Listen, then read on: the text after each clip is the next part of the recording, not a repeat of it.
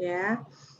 Baik semuanya, hari ini kita lanjut pada kuliah yang ke-6 ya, pertemuan ke-6 kita sudah mendekati ujung untuk nematologi, yaitu tentang identifikasi nematoda parasit tumbuhan. Ya, yang lalu sudah banyak bicara kita mengenai nematoda secara umum, tentang biologinya, morfologinya, anatominya, tentang gejala yang berada di atas permukaan tanah maupun gejala tanaman yang terinfeksi nematoda di bawah permukaan tanah. Hari ini kita lanjutkan kepada identifikasi nematoda parasit tumbuhan. Nanti kita tutup pada pertemuan ke-7 adalah tentang pengendalian dan interaksi nematoda dengan mikroorganisme lainnya.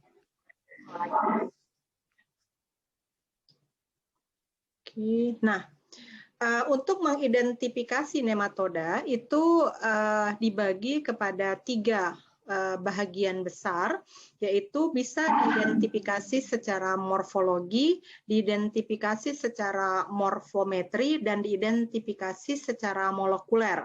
Walaupun identifikasi, morfologi, dan morfometri itu masuk dalam metode identifikasi secara konvensional, dan yang ketiga adalah molekuler. Ketiga, cara identifikasi ini masih digunakan hingga hari ini. Walaupun misalnya untuk keperluan penelitian, ya biar cepat, atau tujuan untuk diagnosis, identifikasi secara molekuler itu bisa ditemukan didapat hasilnya lebih cepat dengan hasil yang lebih akurat, sedangkan secara morfologi dan morfometri ini butuh keterampilan, butuh jam terbang sebagai pengalaman untuk bisa mengidentifikasi dengan baik. Nah, sekarang kita akan bahas yang pertama adalah identifikasi secara morfologi. Kalau mengidentifikasi nematoda parasit tumbuhan tersebut secara morfologi, ya itu dilihat bentuk tubuhnya, ya bentuk tubuhnya. Identifikasi dengan pengamatan ciri atau karakter morfologi terutama dilakukan terhadap nematoda betina, ya. Kenapa? Karena biasanya nematoda jantan kan sudah jelas bahwa alat kelaminnya namanya spikula. Alat kelamin jantan pada nematoda jantan itu selalu berada pada bagian ujung tubuhnya, ya di ujung. Misalnya ini kita lihat di sini, ini adalah alat kelamin jantannya, ya alat kelamin jantannya berada di ujung. Nah, kenapa dia pada betina? Dan umumnya jantan adalah bertubuh vermipom atau seperti cacing. Sedangkan pada betina itu bisa berbeda-beda, ya pada betina bisa berbeda-beda, di mana betina itu bisa berubah bentuk seperti ginjal, seperti buah pir, ya, seperti lemon, gitu ya. Tidak hanya dia berbentuk vermipom, yang lalu sudah banyak kita pelajari. Kemudian alat kelamin betina pada nematoda betina, yaitu vulpanya, itu bisa berada di pertengahan tubuhnya, di 50% tubuhnya. Contohnya seperti Rhodopolus, tapi bisa juga berada agak ke ujung, seperti Pratylenchus berada di 75% dari panjang tubuhnya. Nah, karena itu, identifikasi secara morfologi dalam bentuk tubuh itu lebih sering dilihat adalah untuk nematoda yang betina. Nah, tubuh nematoda harus dapat dilihat dari posisi lateral, yaitu sisi samping. Jadi seperti ini kan posisi samping, ya. Jadi jelas dia nampak mana kepalanya, mana stiletnya, mana kenop stiletnya, mana dia misalnya alat pernafasannya, alat pencernaannya, alat reproduksinya, alat ekskresinya, semua terus nampak. Ya seperti ini, ya. Tetapi kalau dia telentang itu nggak kelihatan, maka harus posisinya dalam bentuk menyamping, ya harus seperti nyamping seperti ini, baru bisa kita identifikasi. Kemudian pengamatan dilakukan. Tolong di mute dulu yang lainnya biar nanti kalau mau bertanya baru dihidupkan speaker suaranya. Ya, di mute-kan dulu nakku. Nah, Pengamatan dilakukan dengan melihat ciri morfologi dari bahagian depan, dari anterior hingga bahagian belakang atau posterior. Jadi dilihatnya dari sini ya. Dilihat dulu bentuk kepalanya ya kan, karena bentuk kepala nematoda tuh agak melengkung ada, agak dia peta ya. Jadi kayak bersegi ada, kemudian terus ke bawah stiletnya, apakah stiletnya kecil atau stiletnya panjang, apakah stiletnya itu halus atau kasar. Kemudian di bawah stilet ini adalah knob stilet, misalnya kayak ini knob stilet. Nah, knob stiletnya itu bentuknya seperti apa? Apakah bulat, apakah agak bersegi, terus ke bawahnya sini ya. Ini adalah misalnya alat pernafasannya, dilihat lagi terus dia ke bawah sini, nah terus sampai ke belakang. Jadi mengidentifikasinya bukan dari ekor ke kepala, tapi dari kepala ke ekor ya. Kemudian dilihat bibirnya, rongga mulutnya, ya stilet dan sebagainya itu dilihat, termasuk anulasinya, yaitu berbentuk seperti sekat semu ya, seperti dia berenda-renda gerigi ini, itu dilihat apakah anulasinya halus atau anulasinya sedang atau anulasinya kasar. Itu semua diamatin dan dicatat. Pengamatan terhadap jantan dan atau juvenil dapat dilakukan sebagai informasi lengkap. Jadi untuk pengamatan nematoda jantan itu lebih kepada sebagai pelengkap saja. Kemudian untuk juvenil juga sebagai pelengkap, karena kita tahu ketika juvenil kita tidak bisa membedakan apakah dia jantan atau betina. Karena pembentukan alat kelamin baru terbentuk di akhir juvenil 3 ya. Lihat lagi catatan yang lalu.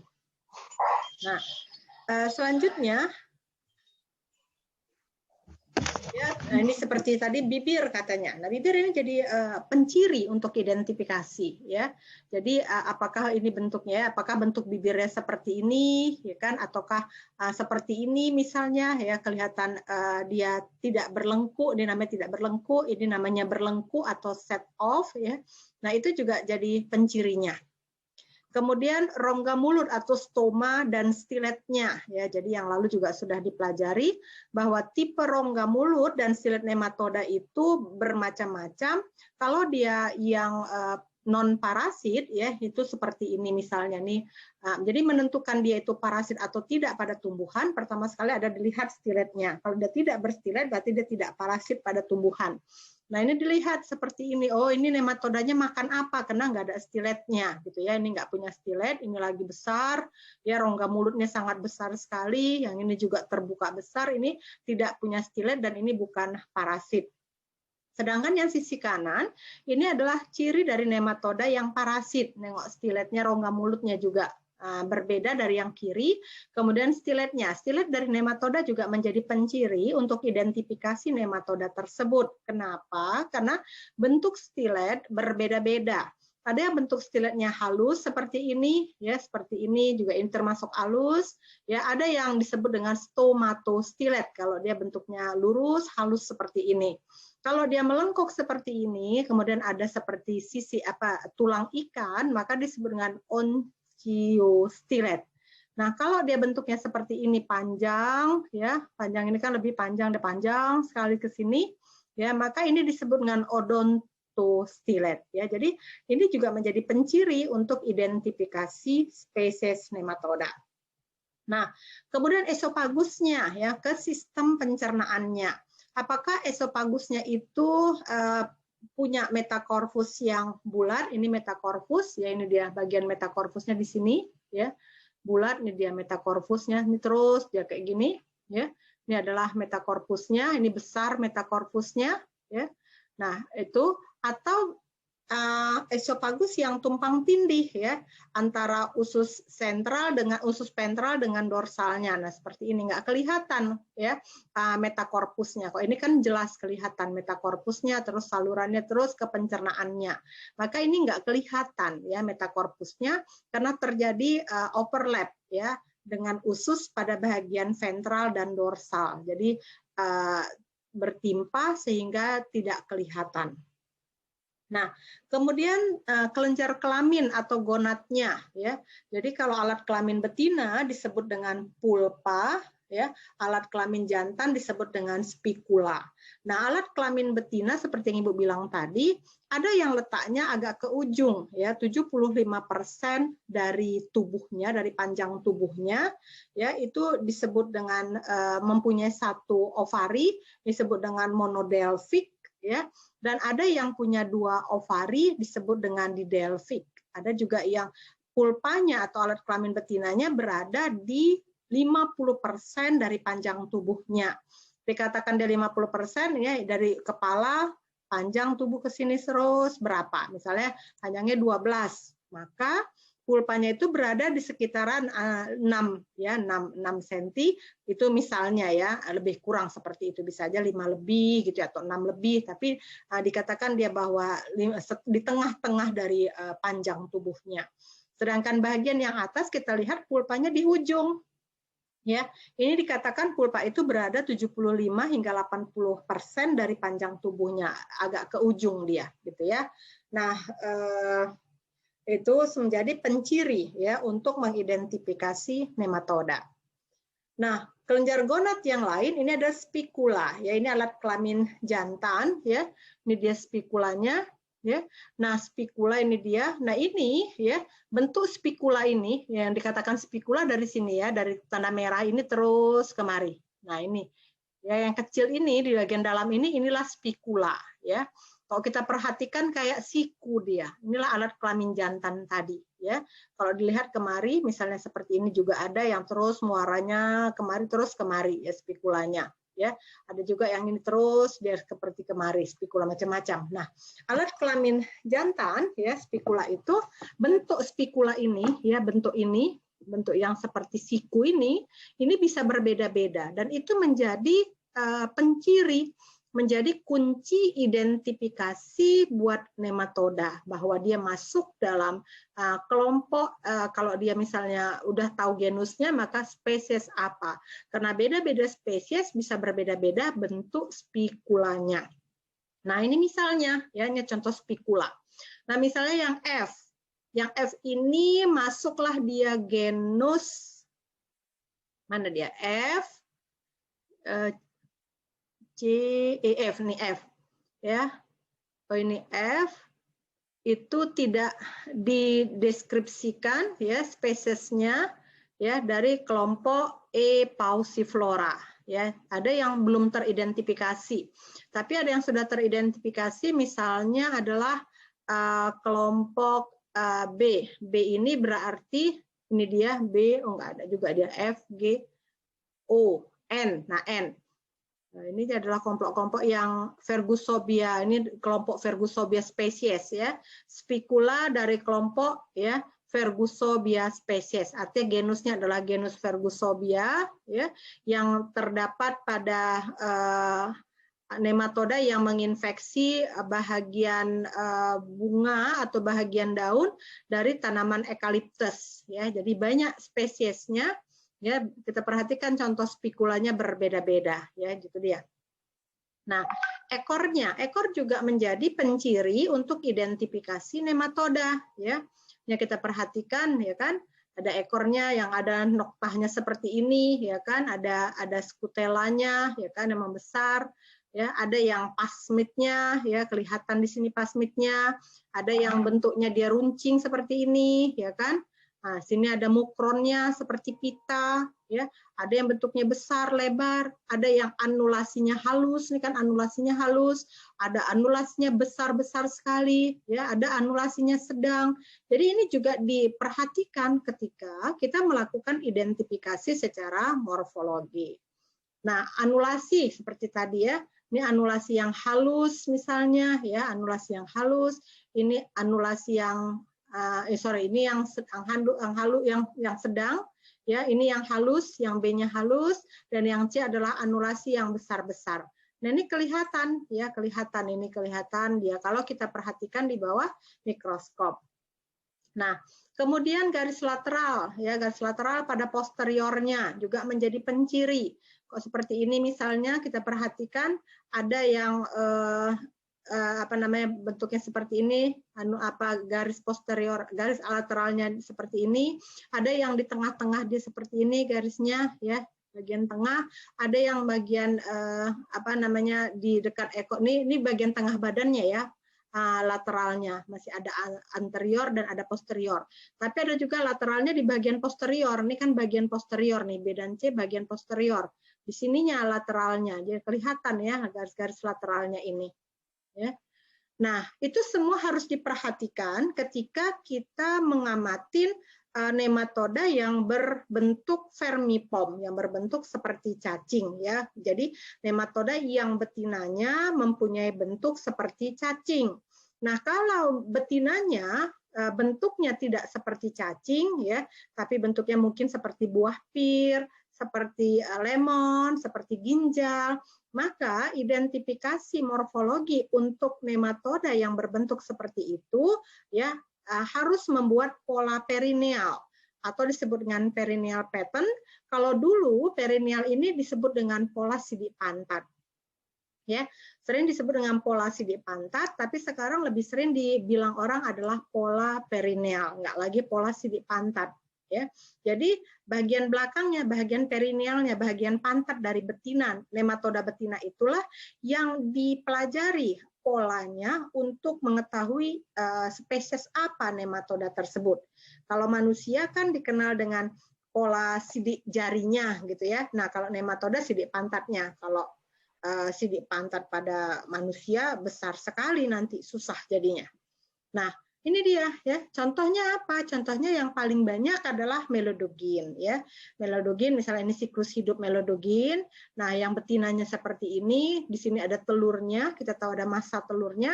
Maka di bagian pantatnya ini, bagian perineal nih, punggungnya ini ada pola. Nah, itulah yang kemudian diamatin di bawah mikroskop.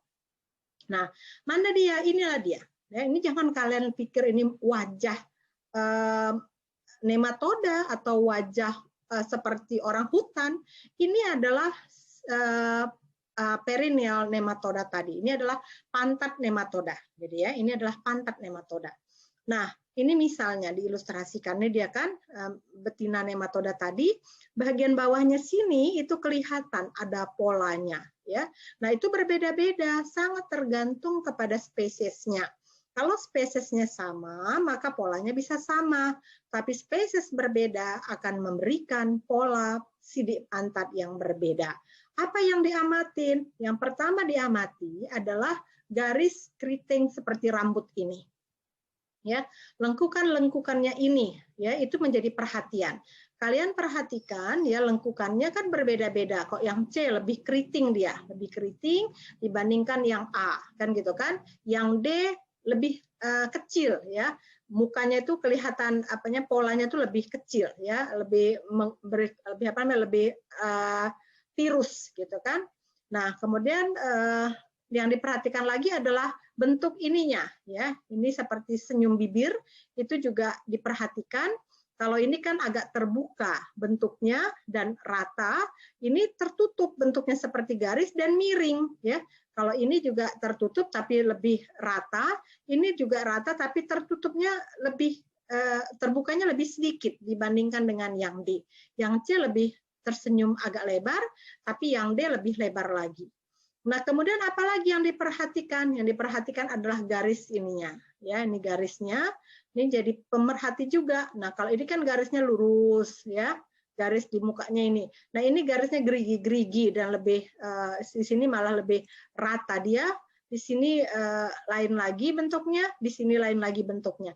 Nah, inilah dia ya yang diperhatikan di dalam pola perineal itu atau perineal pattern dari melodogin. Nah, dari sini nanti barang bisa tahu bahwa oh ini spesies A, ini spesies B dan sebagainya. Nah, ini adalah hasil penelitian yang Ibu dapat ya untuk mengidentifikasi dikerjakan oleh kakak kelas kalian di lab ya untuk mengidentifikasi melodogin yang terdapat pada pertanaman kentang di Kabupaten Karo yaitu di Kecamatan Simpang 4 dan di Kecamatan Kabanjahe di Desa Pargambiran ya dilambangkan dengan ini Desa Ujung 1. Kode isolatnya adalah M3 dan M8. Nah, ini yang di samping ini adalah kunci ya, buku kuncinya, gambar di buku kunci identifikasi, sedangkan di sebelah kanan itulah yang dikerjakan oleh kakak kelas kalian di laboratorium. Nah, dari sini kelihatan ya, ini kan bibirnya ini lebih terbuka lebar. Nah, ini juga ya, ini kalau di bawah mikroskop dia lebih jelas ya. Maka ini disebut dengan dari polanya ini, maka diduga ini adalah Melodogen arenaria. Sedangkan ini kelihatan ini rambutnya keriting aut-autan, kemudian mukanya kecil aja seperti ini, sama ini juga aut-autan dan kecil, maka diduga ini adalah Melodogen chipwoodi. Nah, yang kedua yang banyak dilakukan orang adalah melihat sidik pantat untuk identifikasi Globodera. Globodera atau nematoda sista kentang itu juga diidentifikasi secara morfologi dengan melihat sidik pantatnya atau perennial pattern-nya. Nah, ini dia, ini ya.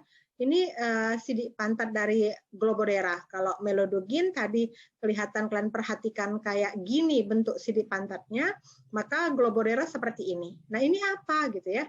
Renda-renda ini yang gerigi-gerigi ini disebut dengan cuticular ridge.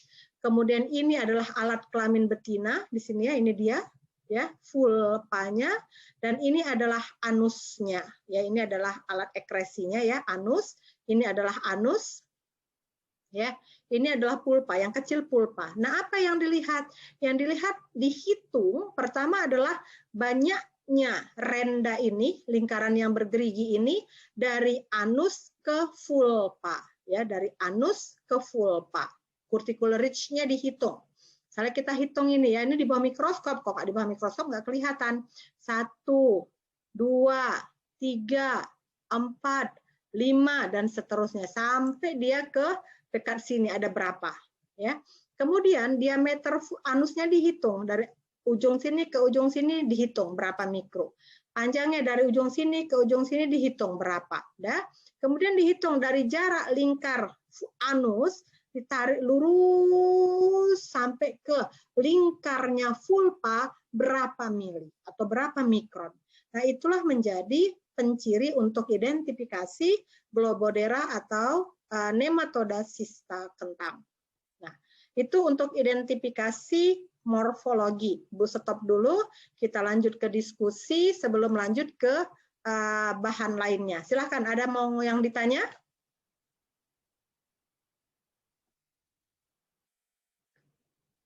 Ada yang mau ditanya?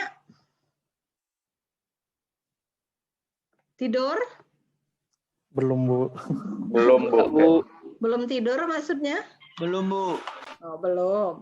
Udah mulai ngantuk belum? Belum, Bu. Belum, Bu. Jadi yang jelaskan tadi ada yang mau ditanya? Jelas semua? Bu, iya mau nanya, Bu. Kan itu waktu di bagian yang tadi ada kakak tingkat yang udah nengok di bawah mikroskop kan, Bu? Kan yang sebelahnya itu lebih jelas, sedangkan yang dibuat tadi nggak jelas. Itu cara kalau salah mengidentifikasinya gimana, Bu? Soalnya kan memang yang Ibu kasih pertama kali itu lebih nampak lebih jelas daripada yang dilakuin kakak tersebut.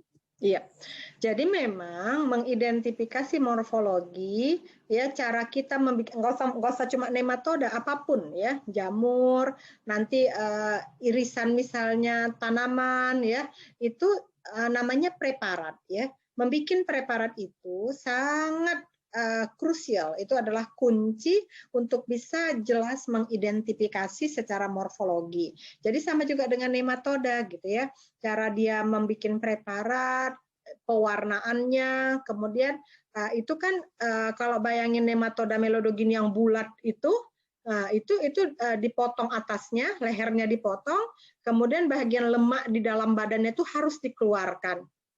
Nah, kalau kita nggak bersih mengeluarkan lemaknya, maka waktu kita bikin preparat, nggak bersih preparatnya. Ya, akibatnya apa? Yaitu tadi, jadi nggak jelas. Tapi kalau bersih kita buang lemaknya, kemudian kita bikin preparatnya bersih, ditaruh pewarnaan bagus, maka akan lebih jelas kelihatannya. Nah itu seperti Ibu bilang tadi, kalau dilihat di bawah mikroskop, waktu kakak-kakak kelas kalian dulu kan identifikasinya langsung di bawah mikroskop, ya, langsung ditaruh preparat di bawah mikroskop, objek gelas, taruh di bawah mikroskop, langsung dilihat dengan menggunakan lensa mikroskop. Itu lebih jelas, jauh lebih jelas. Tapi ketika di foto itu kan hasil foto menjadi kurang jelas dia. Nah kalau salah bagaimana Bu?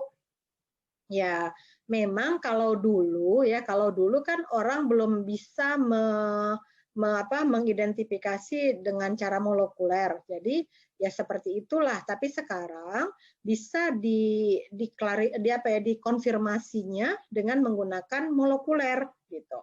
Ya usahakanlah untuk tidak salah mengidentifikasi. Kalau salah ya salah lah. Gitu loh. Ada lagi?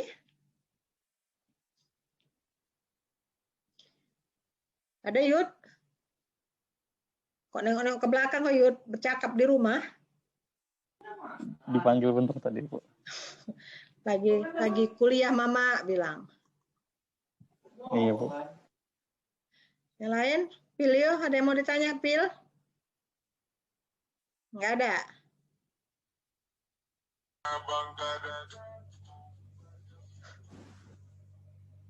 Nggak ada yang tanya? Aman? Aman, Bu. Oke. Kalau aman, kita lanjut kepada identifikasi berikutnya.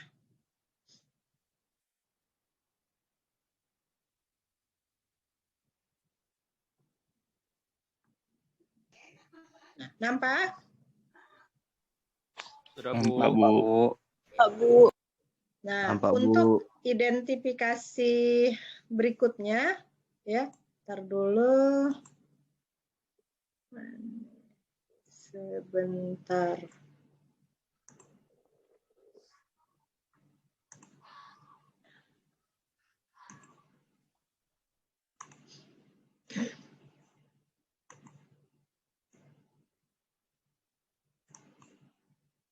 Oke. Nah, untuk yang berikutnya kita lihat adalah masih identifikasi tapi secara morfometri. Kalau identifikasi dengan cara morfometri, maka berarti kita mengukur, ya, morfometri itu artinya mengukur morfologi dari nematoda. Jadi ukur morfologinya, ya. Beberapa karakter yang dapat digunakan dalam identifikasi nematoda secara umum adalah untuk morfometri, ya, lebar badan nematoda, panjang nematoda, lebar dan panjang kepala nematoda, panjang stilet, bentuk knop stilet, ukuran knop stilet, jarak dari kepala ke spikula, jarak dari kepala ke vulva, dan sebagainya. Ada beberapa komponen yang harus diukur ketika kita memilih identifikasi secara morfometri. Nah, ini misalnya yang Ibu kerjakan pada Globodera, ya. Nah, ini yang Ibu kerjakan pada Globodera. Nah, sista dan juvenil. Kalau sista, ya ini namanya sampel nematodanya, Ibu lambangkan dengan S1, S2, S3, dan S4, gitu ya, Ibu lambangkan begitu. Maka yang Ibu ukur dari sista, ya, sista itu adalah lebar sista, ya, lebar badan sista. Jadi bayangin sista itu kan kebayang NSK seperti lemon, ya. Jadi kalau yang suka minum lemon, ya, kayak gitu, lebarnya, lebar badan lemonnya itu diukur, panjang lemonnya dari ujung ke ujung itu diukur, diameter fenestra tadi, ya, diameter fenestra itu diameter lehernya. Jadi nematoda itu kan kalau Globodera, kalau kalian masih ingat, dia kalau udah besar, udah jadi betina, itu akan lehernya aja yang nyangkut di sel akar, sementara bagian badannya tinggal. Nah, diameter leher akarnya itu diukur. Kemudian jarak dari anus ke leher akar diukur, panjang leher diukur, rasio Granek. Rasio Granek itu adalah perbandingan dari cuticular ridge tadi, yang renda-renda tadi, ya, ada rumusnya, dan jumlah cuticular ridge-nya, ya. Jadi jumlah renda-renda tadi yang Ibu hitung dari anus ke ke vulva itu diukur 1, 2, 3 berapa ya. Nah, itu harus diukur semuanya. Ya. Nah, kalau dia juvenil J2 itu diukur panjang tubuhnya, lebar tubuhnya dipilih adalah tubuh yang paling lebar ya, bukan harus tengah-tengah tubuh. Bisa jadi mungkin dia lewat dari tengah, cari lebar yang paling lebar tubuhnya, itu yang diukur. Kemudian panjang stilet ya, panjang ekor, lebar ekor, panjang bahagian hialin, jadi dekat ekornya tuh ada bahagian hialinnya yang transparan, dan bentuk knop stiletnya itu menjadi penciri yang harus kita ukur ketika kita melakukan identifikasi secara morfometri. Berapa banyak, Bu? Kalau mengikuti ya usulan internasional, maka sista itu adalah 25 sista. Ya 25 sista. Sista 1 diukur seperti ini, sista 1 diukur semuanya, sista 2 diukur semuanya, itu ditulis di dalam buku, kemudian baru diambil rata-rata. Lebar itu adalah lebar sista 1, sista 2, sista 3, sampai sista 25. Rata-ratanya berapa? Itulah lebarnya 371 plus minus 103,8 mikro. Ya, jadi mikrometer kecil. Nah, kalau dia juvenil berapa, Bu? Juvenil itu 50. Ya, juvenil itu 50. Jadi bukan 1 2 biji, cukup 50 diukur. Nah, kemudian apa lagi?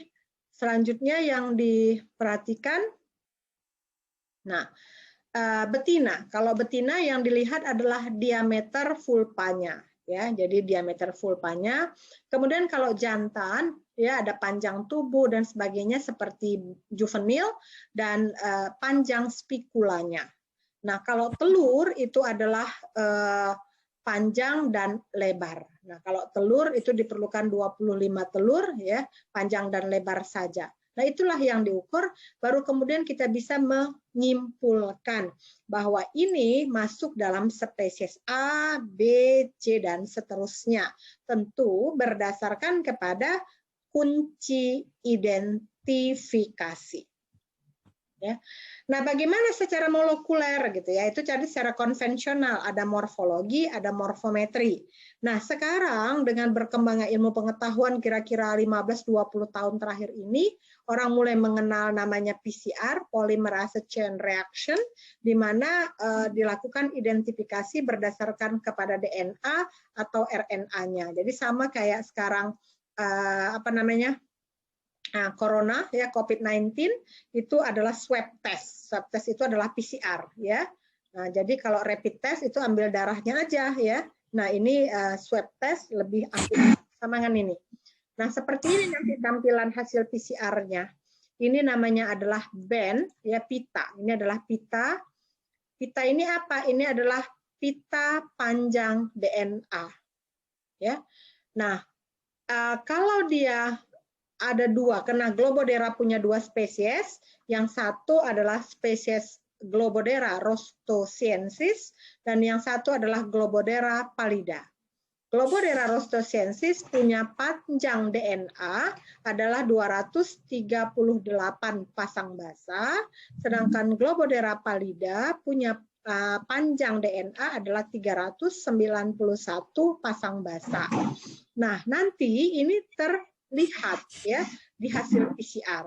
Kenapa bisa terlihat? Karena kita menggunakan template spesifik. Kita menggunakan cetakan spesifik yang disebut dengan primer.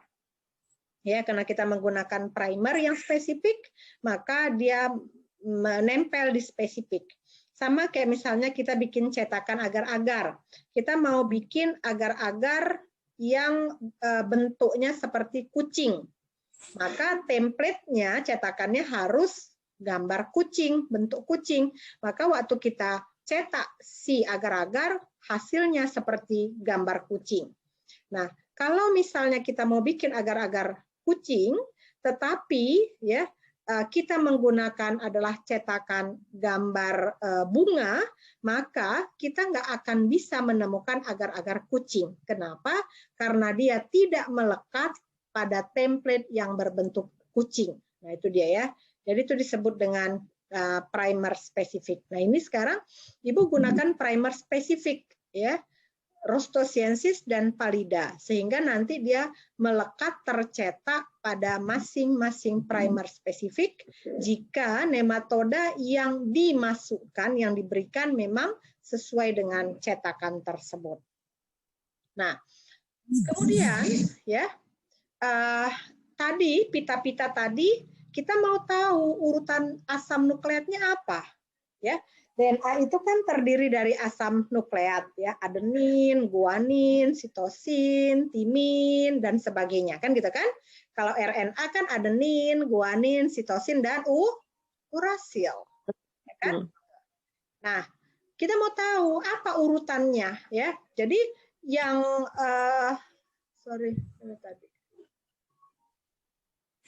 Nah, ini yang 238 pada sampel 1, yang 238 pada sampel 10, atau yang 391 pada sampel 4, itu urutannya apa? Nah, kalau kita mau tahu, maka kita harus melakukan namanya sequencing. Sequencing itu adalah urutan, mengurutkan asam nukleat. Itu namanya sequencing. Urutan asam nukleat namanya sekuen. Jadi mengurutkan, pekerjaannya namanya sequencing, ya, hasilnya urutan namanya sekuen. Urutan asam nukleat namanya sekuen, mengurutkan namanya sequencing, alat untuk mengurutkan namanya sequencer. Bisa? Coba Siti ulangin. Kalau untuk sequencer itu alatnya, Bu. Tapi kalau untuk urutannya itu dinamain sekuen, tapi kalau sequencing dia mengurutkan. Oke. Silpi bisa? Ingat? Bisa, Bu. Nah, coba ulang lagi. Kalau sequencer itu nama alatnya, Bu. Kalau sekuen dia urutan, tapi kalau sequencing dia untuk mengurutkan. Oke, ada yang nggak bisa? Ingat? Filio bisa? Oke. Ya, jadi ini kita mau tahu apa urutannya. Maka kita lakukan sequencing. Nah, di mesin sequencing seperti ini keluarnya. Ya, seperti ini ada masing-masing tandanya. Kalau dia warna merah, itu menandakan dia timin. Kalau dia warna hijau, itu menandakan dia adenin. Kalau warna hitam menandakan guanin, kalau warna biru menandakan sitosin. Dah, maka kita urutkanlah dia ya, yang bagus-bagusnya aja. Yang mulai dari sini nih, misalnya dari C, ya sitosin ini biru. Sitosin, timin, adenin, guanin, timin, guanin, adenin terus sampai ke sini. Ya, sitosin ya. Ini ada dia yang bertimpa ya, kayak gini dia bertimpa. Ya, bertimpa itu artinya apa, Bu? Artinya ketika membersihkan DNA kurang bersih. Jadi akhirnya dia bertimpa. Kalau dia bersih seperti ini jelas ya. Nah, kemudian kita lihatlah seperti inilah hasilnya setelah diurutkan. Ini hasilnya ya. Setelah diurutkan dari mulai 1 sampai ke 247 ya, 248 tadi nggak dapat 241. Ini dia kan. Nah, dari sini kemudian kita mau tahu ya, ini saudaranya dengan siapa? Apakah dia bersaudara dengan Globodera dari Afrika, bersaudarakah dengan Globodera dari Papua atau dari mana? Atau antara sampel 1, 2 dan 3 bersaudara enggak dia? Maka kita buatlah analisanya disebut dengan analisis pohon filogeni. Ya, itu menggunakannya online semuanya, pakai software dan gratis ya. Kalian bisa pelajarin itu, namanya adalah BLAST ya. Ini nama programnya adalah BLAST. BLAST ya, lihat di Google nanti BLAST ya, dari NCBI. Kalian tinggal ikutin, ada contoh-contoh segala macam bisa kalian pandai ya. Nah, jadi nanti dapatlah dia pohon filogenetik, nanti kita lihat. Nah, ini adalah hasil yang Ibu dapat ya dari sampel-sampel di tanah karo tadi. Ya, tadi kan ada sidik pantat perennial pattern-nya. Nah, kemudian ini PCR-kan, ya, hasil PCR-nya seperti ini disimpulkan dari tanah karo, Barus Jahe, Desa Persadanta, nomor isolatnya M1 ada lebih dari 1 paritas. Ada Melodogin incognita, ada Melodogin javanica, ada Melodogin arenaria. Nah, di Kabupaten Karo juga, tapi di Simpang 4, Desa Ujung 1 dan Desa Ujung 2 yang dikasih simbol isolatnya M3 dan M4, ini hanya tunggal spesiesnya, yaitu Melodogen arenaria. Artinya apa? Artinya dalam satu lahan, satu pertanaman, bisa saja lebih dari 1 spesies nematoda yang menginfeksi tanaman kentang tersebut. Makanya kalian perhatikan minggu lalu, kentang itu jadi benjol-benjol dan kehilangan nilai secara ekonomi. Dia ada yang cuma 1 spesies, ada yang sampai 3 spesies, ada yang 2 spesies dan sebagainya. Ya. Nah, ini ada yang tidak dilanjutkan dengan uji PCR karena jumlah betinanya sangat sedikit, ya. Jadi untuk bisa dilanjutkan PCR. Nah, ini dia hasil PCR-nya tadi, ya. Ini band-bandnya karena kurang jelas kayak tadi, maka dibuat dia ilustrasi seperti ini. Ini dia. Ini Kecamatan Barus Jahe yang morfologi, ya.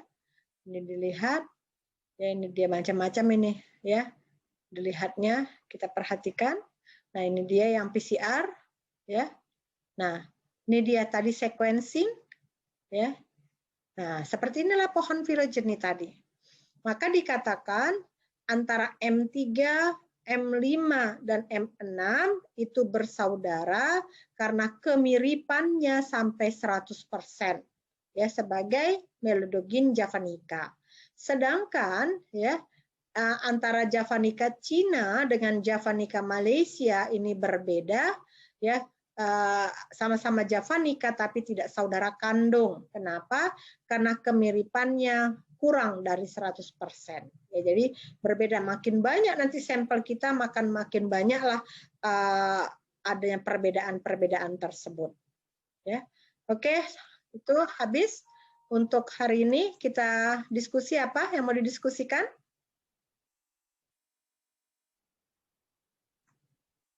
Ada pertanyaan? Berarti Bu, izin Bu bertanya Bu, Oji Bu. Ya, iya Ji. Jadi Bu kan tadi kan banyak Bu identifikasi gitu kan Bu. Jadi kalau menurut Ibu Bu, yang paling dia maksudnya paling akurat lah gitu Bu. Nah, itu identifikasi yang mana Bu? Ya pastilah. Coba apa? Melsa, apa yang paling akurat ditanya Oji untuk identifikasi? Elsa? Iya, Bu. Dari teknik identifikasi yang Ibu jelaskan tadi semua, mana yang paling akurat? Yang paling akurat yang molekuler, Bu. Kenapa? Karena dia pakai band DNA, terus dia pakai apa lagi ya?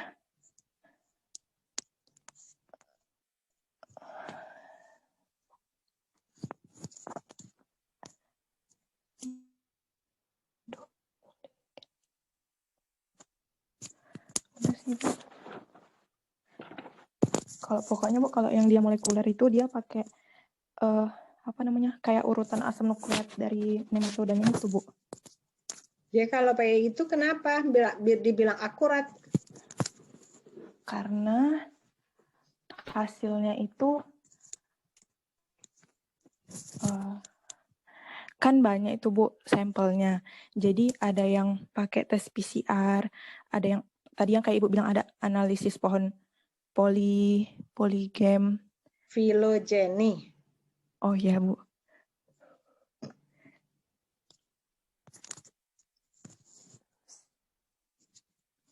Coba Zija. Mana yang paling akurat Zija? Kalau menurut saya, Bu, berdasarkan tadi yang Ibu jelaskan, itu yang molekuler, Bu. Kenapa? Karena dia identifikasinya berdasarkan RNA atau DNA, yang mana DNA itu merupakan kode genetik dari organisme yang apa namanya, Bu? Yang sifatnya itu betul-betul mewarisi dari organisme itu, Bu. Jadi kayak misalnya punya induknya itu, nanti dia bakalan mewarisi sifat dari induknya itu, Bu. Jadi nggak mungkin salah gitu? Kemungkinan salahnya itu sangat kecil, Bu. Coba kalau Fajar gimana? Betul nggak dibilang Jijah itu Fajar? Ya, Bu. Menurut saya, kalau menggunakan secara molekuler itu kan kita membandingkan DNA atau RNA yang kita teliti dari nematoda ini dengan DNA nematoda yang sudah ada. Jadi tinggal kita samakan saja, Bu, struktur DNA-nya. Jadi lebih bagus menurutmu? Lebih akurat secara molekuler gitu, Bu. Secara molekuler. Iya, Bu. Kalau morfologi, apa kelemahannya Isan?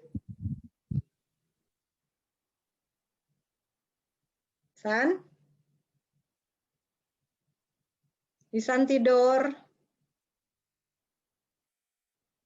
Zikri, apa kelemahan kalau morfologi? Zikri. Zikri. Ini Ibu panggil yang nggak ada, Ibu catat ini ya.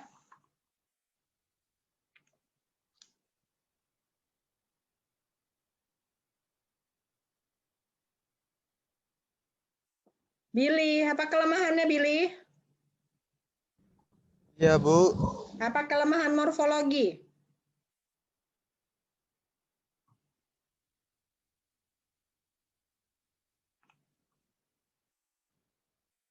Billy?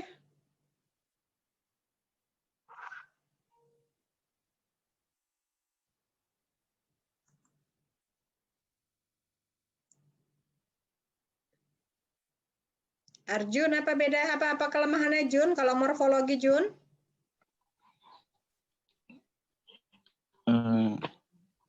Kelemahannya Bu, menurut saya perlu perlakuan khusus, perlu kebiasaan Bu. Maksudnya jam terbangnya udah terbiasa, jadi kalau yang belum biasa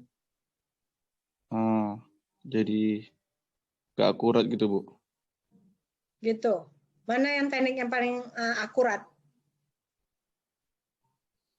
Molekuler tadi Bu. Molekuler. Iya Bu.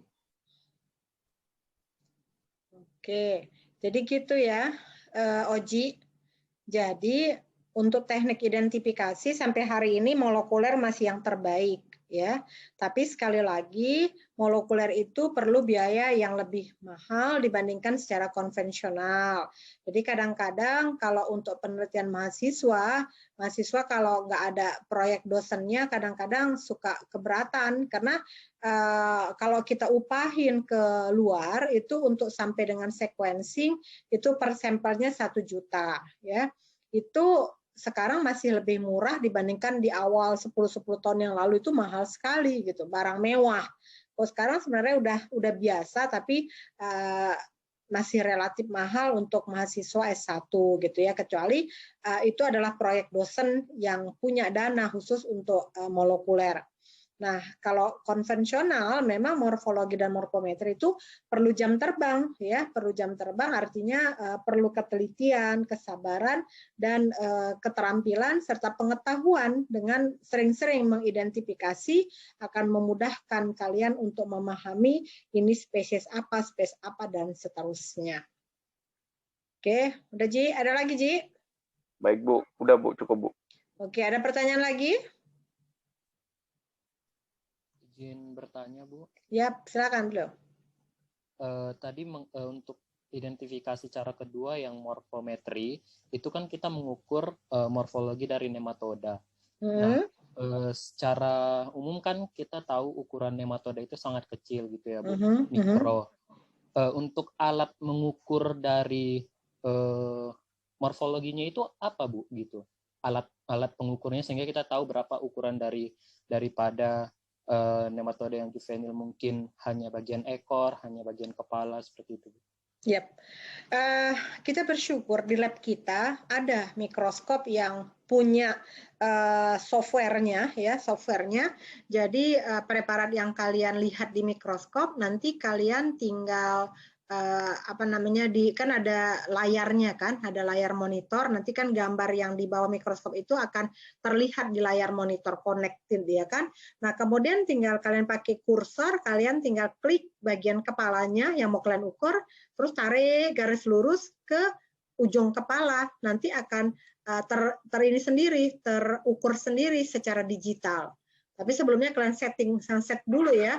Apakah dia dalam satuan mikro, satuan mili, satuan sentimeter, dan sebagainya. Di-set dari awal, tinggal ditarik-tarik aja. Nah, kalau nggak ada, kalau Ibu dulu melakukannya dengan menggambar. Ya, jadi itu punya tingkat kesulitan lain, tapi keterampilan lain pula gitu ya. Jadi digambar ya, ada mikroskop, ditaruh di preparat di bawah mikroskop, kemudian nanti kalau di mikroskop kita nggak punya tuh alatnya, ada seperti tambahan alat ya, equipment-nya itu tambah alat, agak panjang dia keluar, jadi kita seperti mencontek ya, seperti menciplak. Pernah nggak masih kecil kalian menciplak gambar? Ya, nah seperti menciplak itulah. Jadi lihat nanti di lensa yang panjang ditambah di depan samping mikroskop, kalian lihat itu seperti menciplak. Kalian lihat aja, ikut gambar, tangan kalian ikut gambar, yang terciplak tuh kalian gambar, nanti tergambarlah dia seperti objek yang kalian lihat, kalian letakkan di bawah mikroskop. Nah, setelah itu udah diciplak gambar itu, kalau Ibu ngerjakannya di rumah malam-malam tenang-tenang, Ibu ambil seperti benang, ya benang halus, itulah yang Ibu tarik, benang halus itu. Ya, mengikuti misalnya panjang tubuh, berarti dari ujung kepala sampai ke ujung ekor tuh ditarik dengan benang. Udah, ditarik dengan benang, habis itu nanti diletakkan benang Ibu di atas di meja belajar Ibu dulu ada penggaris, ada roll, ada penggaris yang Ibu taruh di pinggirnya tuh Ibu selotip penggaris ya, jadi di sepanjang meja tuh ada kayak penggaris kain itu loh, alat ukur kain mau jahit baju mama dulu tuh. Nah, ingat ya, taruh di situ, Ibu tempelkan di ujung meja Ibu. Udah, nanti benangnya Ibu ukur dari ujung 0 terus sampai berapa. Nah, Ibu lihat di penggaris itu, oh 2 cm, oh 2,2, oh 2,3, itu yang Ibu tulis. Tapi sekarang kalian di lab kita ada mikroskop itu, akan lebih mudah buat kalian, ya kan? Tinggal baguskan bikin preparatnya sehingga jelas, kemudian ya ukurlah dengan menggunakan mikroskop itu. Lebih teliti juga, ya. Seperti itu. Ya, bisa kebayang ya Pilio? Bisa Bu, terima kasih Bu. Yep. Ada lagi?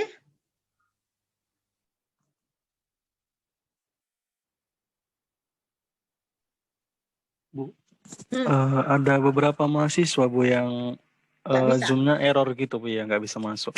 Oh, tapi udah absen? Udah Bu. Nanti mungkin Ibu berpikir ya, perlu nggak buat kalian? Kalau Ibu tadinya mau rekam video kayak biasa, tapi satu hari ini Bu dari jam 8 pagi sampai sekarang ini, sampai nanti non-stop. Ibu cuma tadi istirahat 25 menit, makan, sholat, dan mandi. Dari pagi nggak mandi, kena jam 8, udah mengajar, nyambung, seminar, nyambung lagi, macam-macam, ya. Sampai tadi maka agak telat masuk, bilang sama Yudi, Yud isi absen dulu Ibu sholat, cuma 25 menit itu semuanya, makan, soal istirahatnya, dan ini lagi. Jadi nggak sempat tadi buat video. Apakah kalian perlu video Ibu ngajar tadi, slide-nya, atau cukup udah kalian tadi mendengar dan jelas? Atau mungkin rekaman kita ini yang Ibu share-kan. Gimana? Mana Yud? Rekaman ini aja kayaknya. Rekaman Bu. ini aja. Iya, Bu. Boleh, Bu. Rekaman ini pun boleh, Bu. Rekaman ini ya, tapi kan dia agak panjang ya, pakai Telegram ya kalinya ya. Iya, minggu semalam Iya. udah ditanya Bang Oji punya Telegram, Bu. Oh iya, Oji punya Telegram ya, Ji? Ada, Bu. Ada. Nomor sama, Bu. Nomor yang sama? Iya, WA yang itu, Bu. Oke. Berarti nanti Ibu share. Ingatkan Ibu, kadang-kadang lupa. Iya, Bu. Nanti Oji chat aja Ibu, Bu. Oke, iya. Nanti yang rekaman-rekaman kita yang tidak ada videonya, Ibu kasih ke Telegram saja. Jadi kalian bisa mengapa, atau kalau terlalu panjang nanti rekaman ini Ibu coba edit, ya, Ibu potong. Jadi hanya bahagian-bahagian yang diterangkan saja yang Ibu share ke kalian. Ya. Jadi COVID ini mengajarkan Ibu membuat rekaman video, mengedit video, mempostingnya YouTube. Cuma Ibu nggak mau publik untuk YouTube. Jadi jangan kalian publik juga ya YouTube kita ya. YouTube itu hanya bisa dibuka yang punya link, nggak menjadi milik umum. Ya, jadi nanti kalau milik umum, nanti subscriber Ibu sampai 5 juta kan jadi konglomerat Ibu, susah. YouTuber, Bu. Iya, jadi YouTuber. Nanti nggak apa-apa, Bu. susah Ibu nghabiskan uangnya, masalahnya gitu. Jadi untuk kita aja ya. Memang niatnya kan buat untuk mahasiswa, jadi hanya Ibu buat, jadi bukan untuk umum. Memang waktu Ibu set di YouTube tidak untuk umum. Jadi kalau kalian lihat, kalian cari YouTube Ibu ada, tapi tidak ada isinya kalau kalian googling. Karena isinya itu terkunci hanya yang punya link. Memang tidak untuk umum. Itu di set di waktu mau men-share-nya di YouTube. Oke, ada pertanyaan lagi? Bu, saya mau nanya, Bu. Kan tadi waktu Ibu bilang ada preparat, kan lemak dari nematoda itu kan harus dikeluarin kan, Bu, biar jelas. Itu cara ngeluarin lemaknya kayak mana, Bu? Ibu nggak punya laptop yang bisa menulis. Jadi kita terbayang aja ya. Bayangin lemon. Oke? Semua bayangin lemon yang besar, yang agak panjang lehernya. Udah. Kemudian potong bagian ujung lemon. Udah. Nah, kan terbuka deh tuh, ya.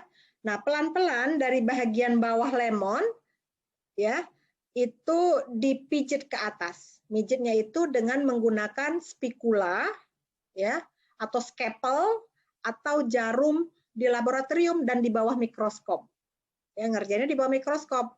Ditarik pelan-pelan ke atas isinya. Maka lemak-lemak di dalam perut nematoda tadi, di dalam lemon tadi akan keluar dari atas leher lemon yang kita potong tadi. Keluar dia semua. Terus sampai habis. Ya, setelah habis, baru dipotong agak ke pangkal. Karena kan pantatnya kan di bagian pangkal. Ya, baru nanti setelah dipotong dibalikkan. Nah, ketika membuat sidi pantat itu harus tengkurap, bukan miring. Kalau tadi kan mengukur atau mengamatin morfologi nematodanya harus miring tidurnya, biar kelihatan lehernya, kelihatan stiletnya, semua. Tapi kalau membuat sidi pantatnya itu harus tengkurap. Nematodanya harus tengkurap. Setelah dibuang isi lemaknya semua, nematodanya harus tengkurap. Baru bisa dipotong. Ya. Misalnya seperti ini, coba Ibu lihat yang apa tadi ya. Mungkin ini bisa membayangkannya.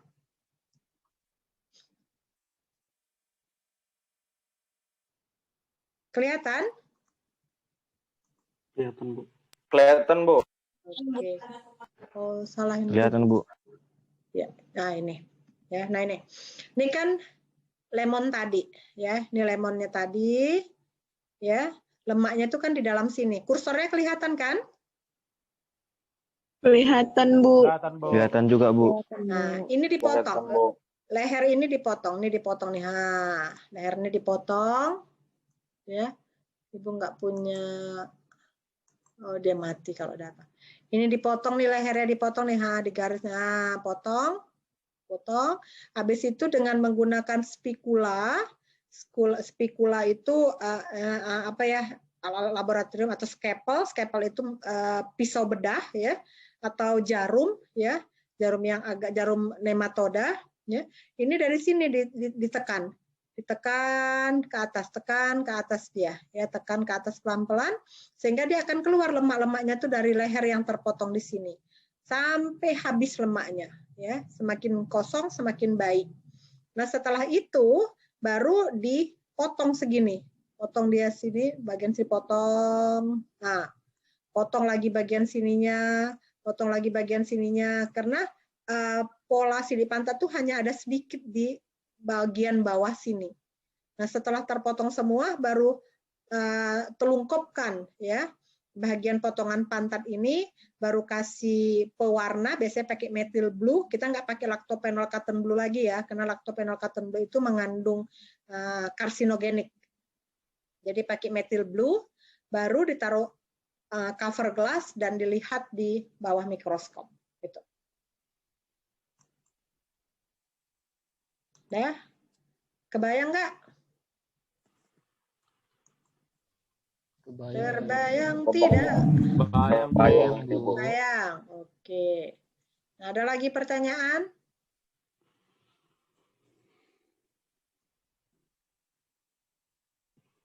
Ada pertanyaan lagi?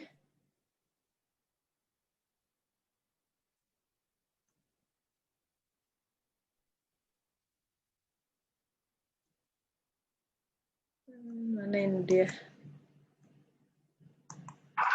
Ada lagi yang mau ditanya, Oji?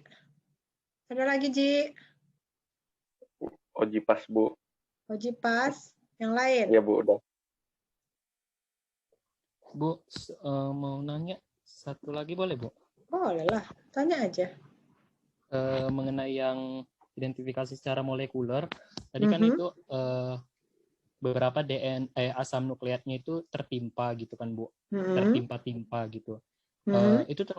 Itu bisa menjadi faktor kegagalan ketika kita mengidentifikasi atau enggak, Bu? Faktor kegagalan waktu biasanya dia kalau sequencing ya, sekuen itu kita nggak bisa kerjakan sendiri. Kenapa? Karena kita nggak punya alat sequencingnya. Sequencer itu kan kita nggak punya, jadi kita pasti ngasih ke laboratorium lain. Nah, biasanya orang-orang di laboratorium itu nggak mau dia mengerjakan sequencing itu kalau dia lihat nggak bersih hasil PCR-nya. Nah, kalau seperti itu, biasanya dia akan menawarkan kita untuk dia buat dulu lagi PCR yang baru, ya. Jadi dia uji lagi, dia uji lagi PCR itu sehingga nanti menjadi bersih. Ya, dia bersihkan lagi, namanya adalah pemurnian ya. Jadi dia bersihkan lagi PCR-nya itu, produk PCR tadi yang pita tadi dia cuci lagi sehingga jadi bersih, baru dia PCR kembali biar pitanya itu lebih jelas, baru berani dia sequencing. Kalau belum bersih dia nggak mau sequencing karena akan ya seperti tadi akan rancu untuk identifikasi dan jelek hasilnya. Ya, jadi bersihkan lagi tapi tambah biaya. Kalau dulu sekali bersih itu sekitar $2 gitu ya, nggak mahal lah. Sekarang kan lebih murah lagi. Dulu ya masih awal-awal dulu lebih mahal. Iya, Bu. Habis.